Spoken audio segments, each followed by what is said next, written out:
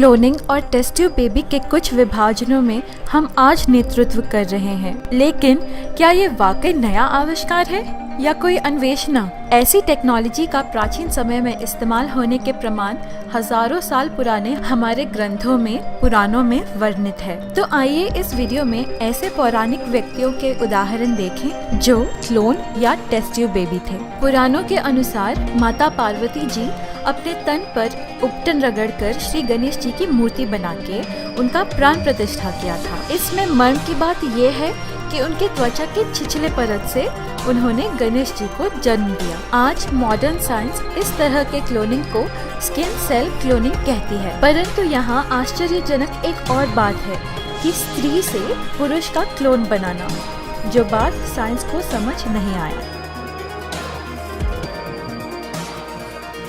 रक्त बीज ऐसा असर था जो खुद का क्लोन बना सकता था।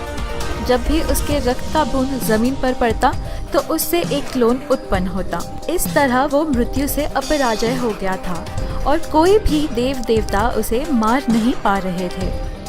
तब माता दुर्गा ही महाकाली का रूप धारण करके उसका वध करती है और उसका सारा खून भी पी जाती है कि उसके रक्त का एक भी बूंद जमीन पर ना गिरे और उसके और क्लोन ना बने। द्रौपदी और उनके भाई दृष्टिद्युम्न का जन्म यज्ञ कुंड के आग से हुआ और वे अपने पिता राजा द्रुपद के मनवांछित गुणों से समृद्ध होकर जन्मे। उसके हिसाब से डीएनए का मेल संयोजन किया गया था। इस तरह भ्रूण को मटके में यज्ञ के आग पर रखकर उनका सर्जन किया गया। यहाँ गमनार्ह यह बात है कि दोनों बच्चे की तरह नहीं बल्कि पैदाइशी वयस्क हुए थे ताकि द्रुपद की कामना जल्दी पूरी हो। भगवान श्री कृष्ण जी के बड़े भैया बलराम जी का जन्म एम्ब्रियो ट्रांसप्लांटेशन यानी कि भ्रूण प्रत्यारोपण से हुआ। उनकी माता देवकी ने ही गर्भ धारण किया था, परंतु उनके गर्भ से भ्रूण निकालकर रोहिणी के गर्भ में स्थानांतरण किया गया। ऋषि वेदव्यास को विशुद्ध टेस्ट ट्यूब बेबी माना जाता है। ऋषि पराशर ने सत्यावती के अंडाणु को एक मटके में संभालकर उसमें अपने शुक्राणु मिलाए, जिससे वेदव्यास का सृजन हुआ।